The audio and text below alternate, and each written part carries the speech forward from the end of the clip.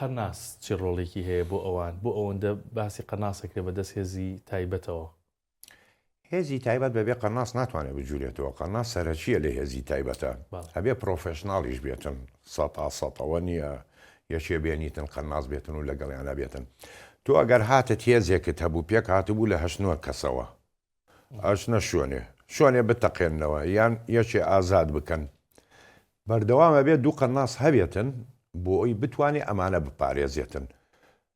چۆنیش لە چوونە پێشەوە بۆ ئاگاداری تش، ینی ئەم هێزانە تایبەتانە زۆری سلاحی بێدەنگ هەڵەگرن کاتم لەگەڵ خۆیانە کە ئەچنە ژوورەوە. ئەو دوو قەناسە یان سێ قەناسە ئیشیان چێ ئیشی ئەوەیە کە دەوروبەری ئەم هێزە ببینێ ئەم 8 نەفەرە ڕێیان بۆ بکاتەوە. حرەز بێ لەبان نقطەیەکی بەرز بێ لە شوێنێ بێتن ئەم لێدا بۆی بتوانێت ئەو بڕاتە ژوورەوە. ینی هەمویان قەناسیان پێ نییە؟ ئەمانەی کە ئەچن زۆری چەکەکانیان بڵین دووربینی پێوەیە، بەس ئەوە بۆ نمونە ئەم وێنەیە ئەمە قەناسە بەدەست ئەم هێزە تایبەتە. ئەوانە قەناسە، بەس ئەوە قەناسی سەرەکی نییە، ینی بڵێ ئەم 170 بێ بارات کە بەکاری دێنێتن. ئەمە تەنها لە کاتی هێرشکردن بڵین لە مەسافەیەکی دوور بێکەمێ هەتاکوچێتە ژوورۆ ڕێ بۆ خۆی پاکاتەوە تاکوەگاتەنە ئەو شوێنە. بەڵام قەناسی تر هەیە لەگەڵیانە لە شوێنی پشتەوە ڕاوەسێتن.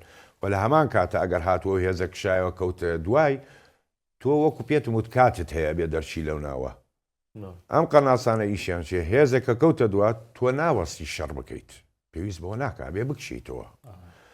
دوایەوە بێ تااقەتێتە بێ بە هێزبی ڕاکردنت.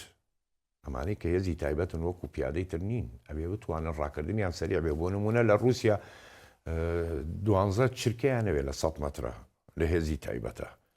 هەروە بۆ وەرزشی ساحە مەیدانە، ینی ئەوەی بیزانم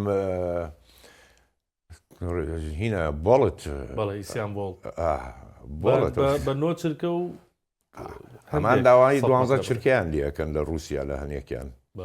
هیترەمە کە کشایەوە قەناسەکان چارەسەری ئەماناکە لەو هێزە تاخیرەکە کە تۆ قەناس لێتدا ناتوانانی بجوولەیتەوە، ئەبێ خۆت ماتکەی بزانی لە کوێ هەتاکو حرەکەتەکەی ئەو کاتە ئەو هێزە تایبەتە دەرەچێ و ئەو کەسەی هێنابێتەنە ئازادیان کردبێتن.